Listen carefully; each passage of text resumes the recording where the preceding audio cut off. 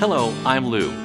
Thanks for visiting Toastmasters International to learn more about using humor in your speeches.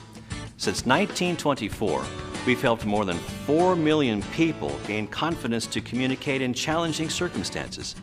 And one of the most demanding situations you'll ever face is sharing a comical moment with an audience. Here are 3 time-tested tips to help you prepare so that you feel empowered to impress others. As you know, there are all kinds of speeches. Maybe you have to give a wedding toast, or address a team of executives at your company. Or maybe, just maybe, you have to present a eulogy. Believe it or not, humor can play an important role in every speech you give. A good joke or amusing story can wake up a boring topic. It can help you share an observation that explores some common bond with your audience. It can also help the audience members to bond with each other over a shared laugh.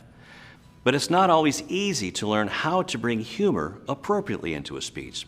The first tip will help you decide what to do about that. If you think there might be someone in the audience who could be offended by obscene, racist, sexist, religious, political, or other sensitive topics, there probably is. In most situations, it's better to avoid material that might alienate rather than connect your audience. Of course, if you're performing at a stand-up comedy club, you can stretch that a little bit. But if you're speaking almost any place else, you're better off taking the high road.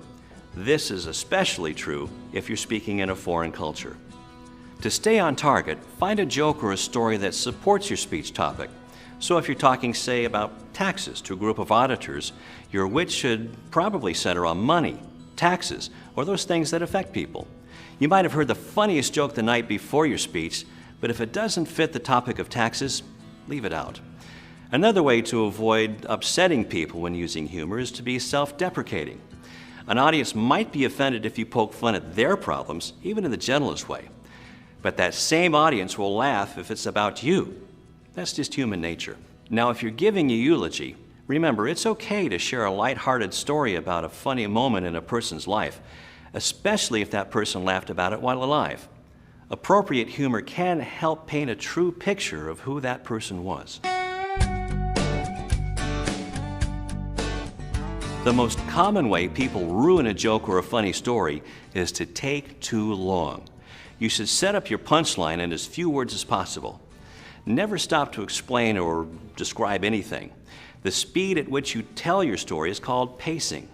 Listen to a professional comedian, and you'll notice that they speed up in some places and slow down or even stop in others. They pace their words carefully to give each part of a joke its greatest impact. And don't try to copy their mannerisms, but you can learn a lot from their pacing. Then practice your own pacing in front of a friend. And your punchline, your funny moment, should always come at the end. If you waste words after you've said your joke, those words will hide the funny part. Ending on the punchline will also allow you to place more emphasis on it. Of course, you need to be thrifty with your words leading up to the punchline. Try not to announce an upcoming joke with phrases like, "This is funny."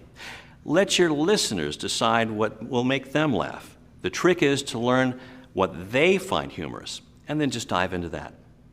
Remember, every story and joke has a rhythm, just like music.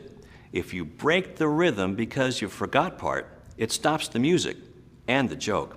Even if you use notes to give the rest of your speech, make an effort to know your story or joke well enough that you can launch right into it and take it all the way through without having to check your notes.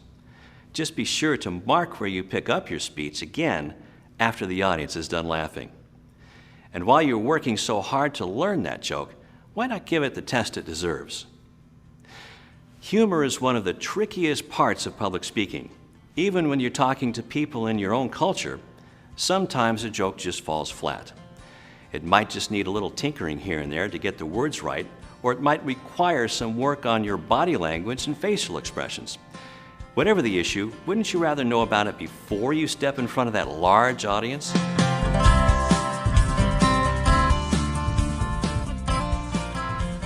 This is a good time to take advantage of friends, neighbors, and acquaintances who would be willing to volunteer as a test audience for a few minutes and then provide some feedback.